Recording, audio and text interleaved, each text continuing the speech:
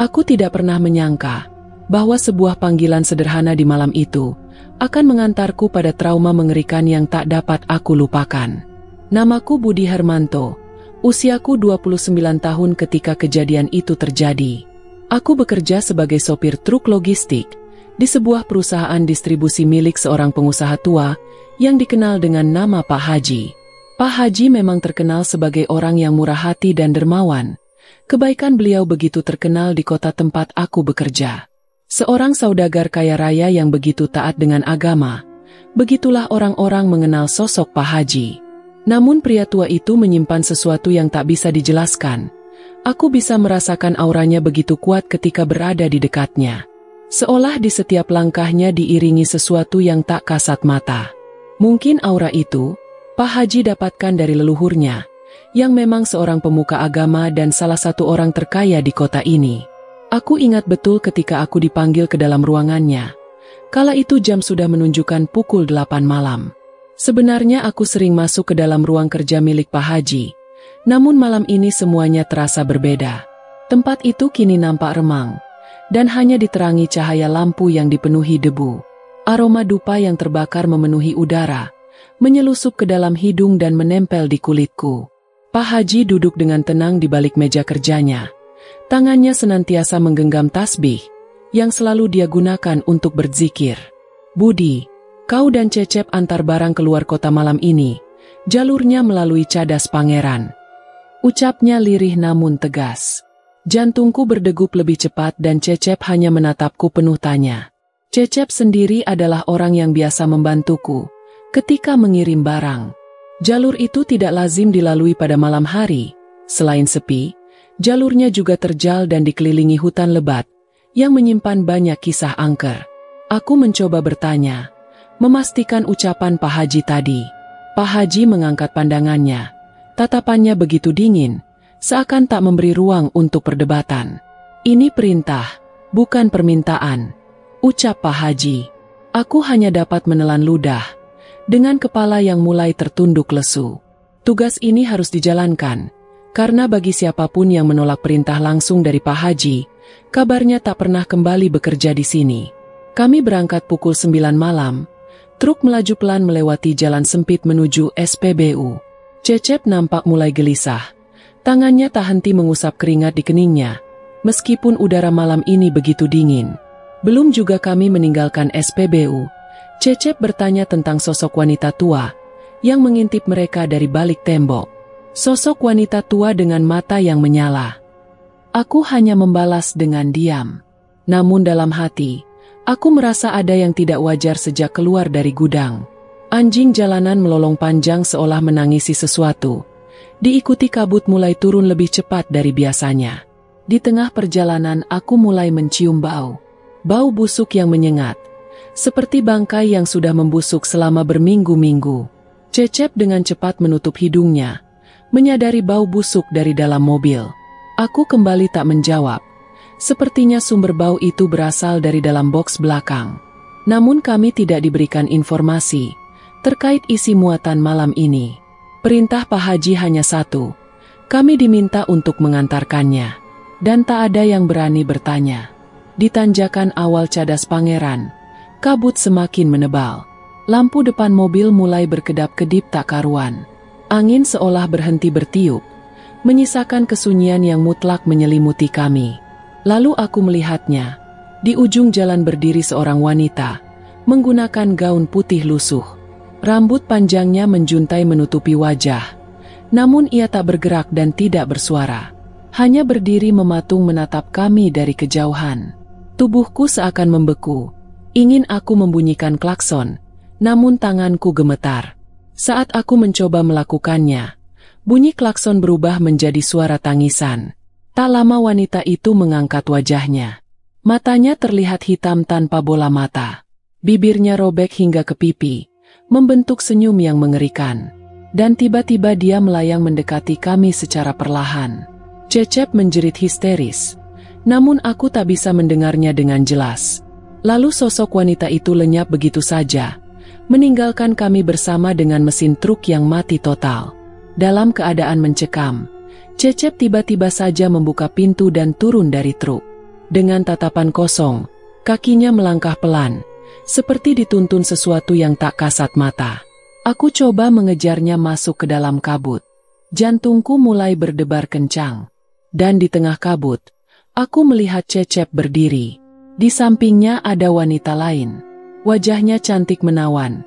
Namun bagiku itu tidak wajar. Untuk apa seorang wanita cantik berada di tengah hutan seperti ini? Kulitnya nampak putih pucat dan senyumannya begitu menggoda. Wanita itu lantas menggenggam tangan Cecep dengan lembut. Di sini aku ingin berteriak. Ingin mencegah wanita itu membawa Cecep pergi. Namun Cecep hanya diam, seakan terbius kecantikan wanita itu. Aku ingin berteriak mencoba menyadarkannya. Tapi belum juga mulutku bicara. Sosok wanita itu menyeringai menunjukkan giginya yang tajam bagai jarum. Ia menyeret tubuh Cecep ke dalam kabut, dan meninggalkan tawa yang mengerikan. Cecep lantas menghilang seakan larut ke dalam kegelapan, dan dunia mereka menolakku untuk menyelamatkannya. Aku kembali ke truk. Jiwaku terguncang hebat. Air mataku mengalir tak terkendali. Aku tak tahu lagi mana kenyataan dan mana yang mimpi buruk. Dalam kondisi bingung, aku tergerak untuk membuka dan melihat muatan di boks belakang. Aku ingin tahu apa yang sebenarnya kami bawa selama ini. Dengan cepat aku mencari kunci di dalam tas milik Cecep. Kulangkahkan kaki secara perlahan seraya melihat sekitar. Takut jika sosok wanita tersebut masih berada di sana.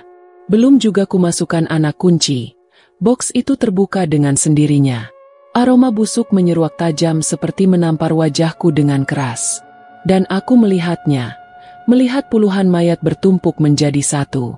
Beberapa mayat kondisinya sudah tidak utuh dan mengerikan. Namun anehnya semua mayat-mayat itu seakan menatapku dengan tatapan yang kosong. Aku coba masuk ke dalam untuk melihat lebih jelas. Dan di antara semua tumpukan mayat itu, ada satu mayat yang membuatku terdiam. Karena aku begitu mengenali baju yang mayat itu gunakan. Baju yang sama dengan sosok pemuda yang selama ini selalu bekerja di sampingku. Itu adalah tubuh Cecep, dengan baju yang tadi dia pakai, ketika kami berangkat dari gudang malam ini. Namun tubuhnya sudah membusuk, seperti mayat yang sudah mati berminggu-minggu. Aku hanya dapat menatapnya, dan coba menutup kedua matanya dengan tangan. Di sini aku mulai sadar, bahwa Cecep yang tadi bersamaku bukanlah manusia. Tubuhku terjatuh tak kuasa menahan kesedihan ini. Dunia seakan berputar, dan suara ratapan mereka kini mulai berbisik di telingaku. Suara yang begitu mengerikan, dan menusuk setiap sendi dalam tulangku. Aku bukan hanya pembawa logistik, namun malam ini aku adalah calon korban selanjutnya. Aku menatap kembali ke dalam mobil, berharap semua yang kulihat itu hanyalah mimpi buruk. Namun aroma busuknya terlalu nyata, dan tatapan kosong dari mayat-mayat itu begitu mengerikan. Aku menutup pintu mobil dengan perlahan, lalu kembali ke kursi pengemudi dan berusaha menyalakan mobil. Namun mesinnya tetap tak bisa menyala. Waktu seakan ikut berhenti berdetak. Jarum jam kini membeku dengan tetap menunjuk pukul 12 malam. Aku mencoba membuka pintu untuk keluar.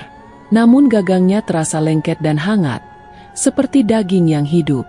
Aku melihat kaca spion, dan dunia di belakangku sudah tak lagi sama.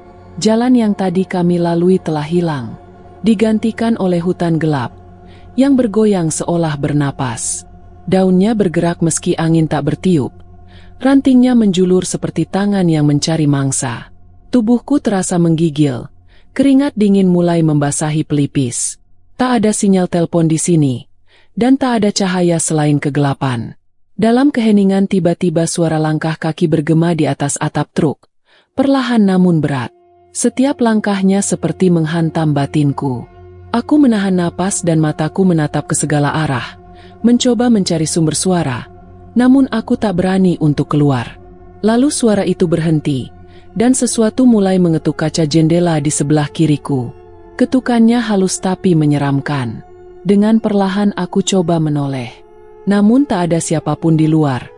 Hanya kabut yang kini membentuk wajah Cecep. Namun matanya meneteskan air mata darah. Aku menutup mata, berharap semua ini hanya halusinasi. Namun saat kubuka kembali, aku sudah tak berada di dalam truk. Aku berada di jalan kosong yang tak pernah kulalui sebelumnya. Semua nampak gelap, dan di ujung sana seseorang menungguku. Dia hanya diam tanpa memiliki wajah. Dia berdiri di tengah jalan yang berselimut kegelapan. Sosok wanita tinggi besar memakai kebaya hitam. Wajahnya tertutup oleh kerudung panjang. Namun aku bisa merasakan tatapannya yang menusuk, seakan menguliti jiwaku secara perlahan. Setiap langkah yang kuambil untuk mendekatinya terasa seperti berjalan di atas genangan darah. Bumi merintih seperti hidup. Angin tak lagi berhembus. Hanya desir bisikan samar yang memanggil namaku. Sebuah panggilan untuk menghentikan langkahku mendekati wanita itu. Namun kakiku tak dapat berhenti. Seolah ada kekuatan yang menyeretku lebih dalam kepelukan kegelapan. Sosok berkebaya hitam itu mengangkat tangan kanannya secara perlahan. Dari lengan bajunya yang robek, keluar kabut tebal yang berubah menjadi wujud manusia, dengan wajah mengerikan dan berbaris rapi di tepi jalan. Mereka mengulurkan tangan seperti ingin menggapaiku. Mereka memohon, atau justru menertawaiku tanpa suara. Mulut mereka terbuka, menganga menunjukkan tulang rahangnya yang tanpa kulit. Aku sadar mereka adalah jiwa-jiwa yang telah ditumbalkan. Mereka yang pernah melalui jalan ini, yang pernah membawa muatan untuk Pak Haji, dan tak pernah kembali. Wanita berkebaya itu tak bicara, tapi pikiranku dipenuhi gambaran mengerikan, atas pengorbanan dari perjanjian pesugihan. Sosok itu menunjuk ke belakangku, dan aku pun menoleh. Dan kulihat diriku sendiri duduk di dalam truk, menatap ke depan dengan mata yang kosong. Aku menjerit melihat tubuhku sudah membiru. Jiwaku telah meninggalkan raga, dan aku adalah penumpang baru di perjalanan ini. Dan perjalanan menjemput ajal baru saja dimulai. Dalam kegelapan itu, aku merasa seperti terjerat dalam dimensi yang tidak memiliki arah. Hanya kehampaan yang terus berdetak, seperti jantung yang sedang sekarat. Langkahku terasa ringan namun berat, seolah aku melayang dalam lumpur yang tak terlihat. Setiap inci gerakan disertai rasa mual. Aku mencoba memanggil nama Tuhan dalam hati, namun yang keluar hanya gema suara rintihan mengerikan. Aku mulai melihat sosok lain. Mereka muncul dari balik kabut, dan semua dalam kondisi menyedihkan. Ada yang tubuhnya setengah hancur, ada yang membusuk namun tetap berjalan, dan ada pula kepala yang terus tertawa tanpa henti. Salah satu dari mereka mendekatiku dan aku mengenalinya. Seorang perempuan tua dengan sorot mata kosong, yang pernah bekerja dengan Pak Haji. Dia adalah Ibu Lastri, mantan karyawan senior Pak Haji, yang mengajukan pensiun beberapa bulan lalu. Bu Lastri tidak berbicara, tapi tangannya menunjuk padaku. Lalu aku mendengar langkah lain, cepat dan sangat tergesa-gesa. Suara itu muncul dari arah belakangku. Saat aku menoleh, aku melihat sosok lain yang datang. Dia memakai seragam seperti milikku. Ia masih hidup namun raut wajahnya ketakutan. Sosok itu berteriak memohon ampun, namun tidak ada siapapun di belakangnya. Seakan dirinya sedang diburu oleh sesuatu. Aku mencoba menggapai dan membantunya. Namun aku tak bisa. Karena aku bukan lagi manusia. Aku telah menjadi bagian dari mereka. Seakan aku bertugas untuk menyambut dan menyaksikan setiap teror yang mereka terima. Mentari pagi bersinar membuat kabut mulai lenyap. Namun udara tetap dingin menusuk. Beberapa warga menemukan truk terguling di tikungan Cadas Pangeran. Tidak ada suara mesin dan tidak ada tanda kehidupan. 2 jenazah dikeluarkan dari reruntuhan logam. 2 jenazah itu milik Budi dan Cecep. Keduanya tampak tenang seolah sedang tertidur. Tidak ada luka parah, tidak ada darah yang berceceran, namun nyawa mereka telah lama pergi. Polisi datang dan memasang garis kuning. Para wartawan mulai mencatat kejadian. Namun tidak ada yang benar-benar mengerti. Tidak ada yang melihat mata Budi yang sedikit terbuka, dan senyuman samar di ujung bibirnya. Tak ada yang memperhatikan bayangan di balik pepohonan yang seolah mengawasi, lalu menghilang ketika disentuh cahaya pagi. Pak Haji tidak datang ke pemakaman mereka berdua. Kantor hanya tutup selama 1 hari untuk menghormati kematian Cecep dan Budi, lalu dibuka kembali dengan pengelola baru. Semua kembali seperti semula. Namun pada malam tertentu, saat jalan itu sepi dan kabut turun lebih tebal dari biasanya, Masih terdengar suara truk tua berjalan perlahan. Mesinnya berderak seperti nafas terakhir. Dan dari kejauhan, sosok pria berusia 30 tahun terlihat di balik kabin. Matanya kosong dengan tangan menggenggam erat setir. Ia tidak sedang mengantar barang. Ia sedang menjemput tumbal berikutnya. Karena di jalan itu, ajal bukan akhir. Ia adalah perjalanan yang terus berulang. Dan budi kini menjadi bagian dari keabadian yang mengintai korban selanjutnya.